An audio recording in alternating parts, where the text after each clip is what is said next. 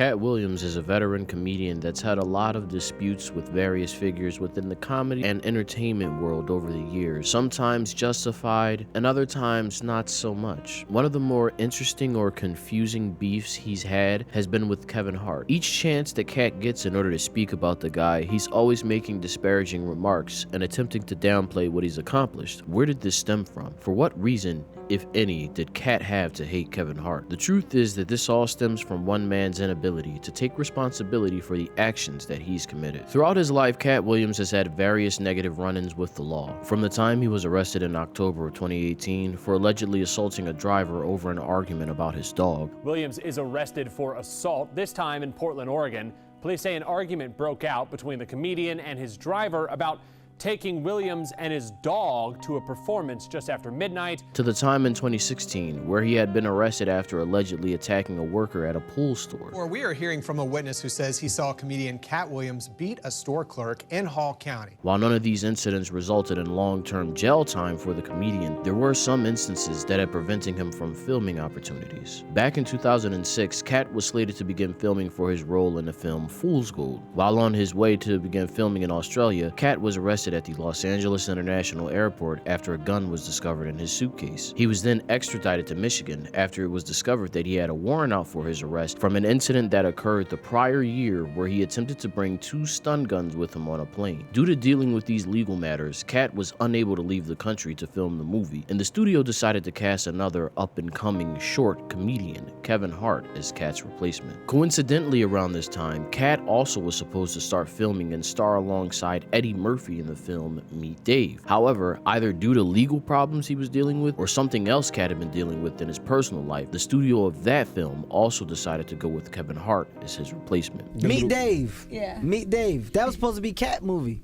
Oh, really? Yep. And then Katt didn't do it, so I did it. So was Fool's Gold, same thing. So at the time, they said, okay, Katt Williams can't do it, so let's get the So you were like the second next backup, funny comedian I at the was time. Yep, I'm dead serious. It worked Why you out. playing around? I'm very serious.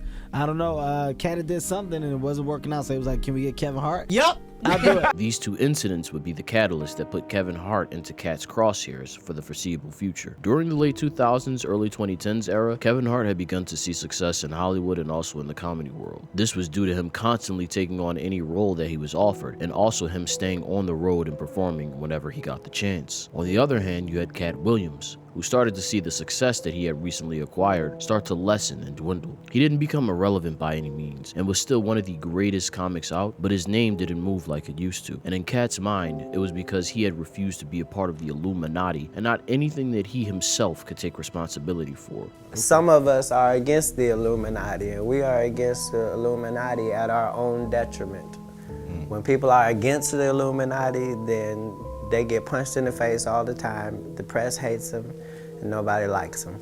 One of the names that he'd point out for consistently being an Illuminati in contrast to himself would be Kevin Hart. Whether it be in press runs for a film that he was a part of, an interview, or even while on stage performing, Katt never wasted a chance to talk down on Kevin. The jabs would continue to fly, essentially one-sided, until Kevin finally decided to respond to Katt publicly. During a radio interview in 2018, Katt Williams made some disparaging remarks in regards to Tiffany Haddish, who had recently begun to blow up due to her role in the movie Girls Trip. You only got Tiffany Haddish. She been doing comedy since she was 16. You can't tell me your favorite Tiffany Haddish joke. Why? Because she ain't done a tour yet.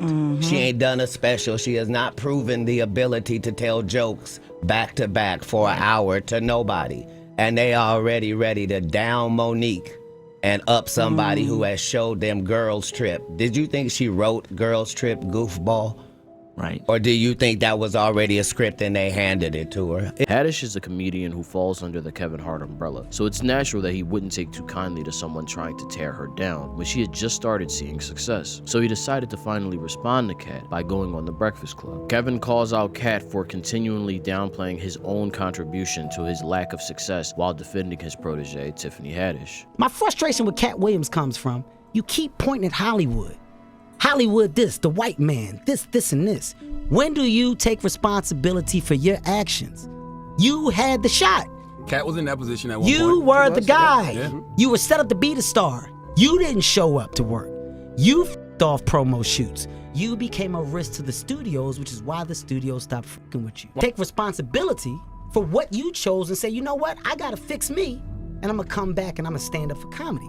Following this interview, Kevin hasn't really responded to Katt, but that hasn't stopped him from continuing his one-sided feud. It's clear Katt won't let go of his grudge against Kevin because he feels he should be where he is and will use any excuse as to why he hasn't seen the success that he thinks he should have, instead of acknowledging the faults he's made along the way and truly appreciating the legacy he was able to build in spite of his own shortcomings.